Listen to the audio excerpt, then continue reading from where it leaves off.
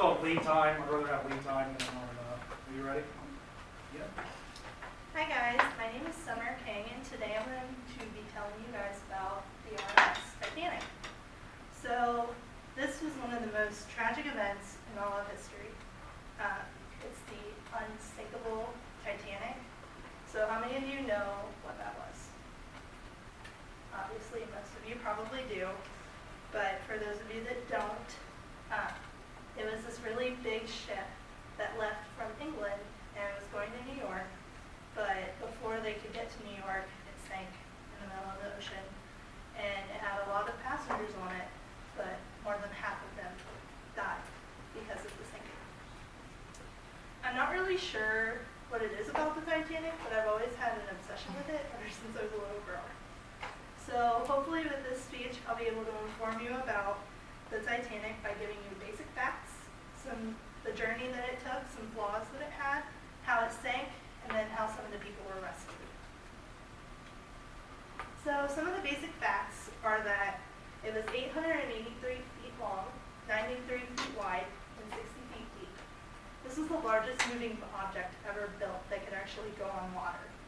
And it held at least 2,200 passengers, and it had a death toll of about 1,500 people. So that's almost a little bit over. Before I get into the journey, I have a little bottle model Titanic that I got from Pigeon Forge, where there's a really big life-size museum about Titanic.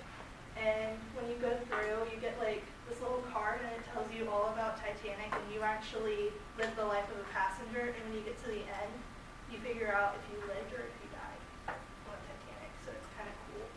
So I'll pass this around if you guys want to look at it. So this was its maiden voyage, and it was going from Southampton, England to New York City.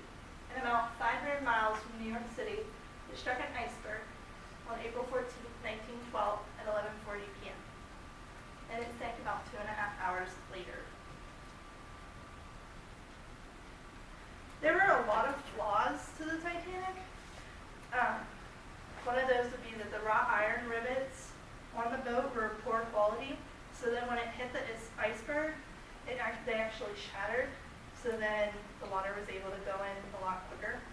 And the expansion joints weren't designed very well also, which made it easier for the Titanic to sink because it didn't have the pressure that it could hold when it hit the iceberg. Also, there weren't any binoculars in the crow's nest, which made it impossible for the crew up there to actually tell if there were any icebergs ahead, which was proved to be a detrimental flaw to it.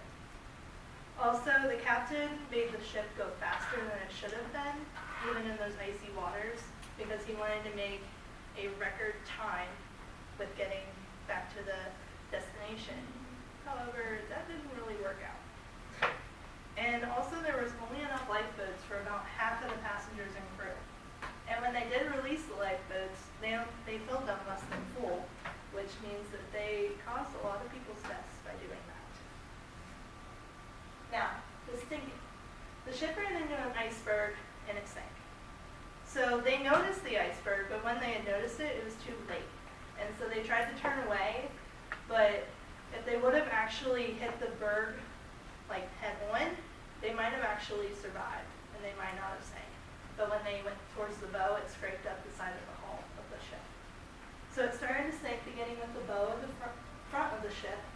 So the bow went under, and then the stern started to rise up, and when the boat went vertical, it split in two. And the bow went underneath the water, and then the stern followed shortly after. There were people who couldn't get off of the ship, so most of them jumped into the icy waters, and a lot of them actually died from hypothermia, although some of them were able to get into the lifeboats or be saved by this next boat.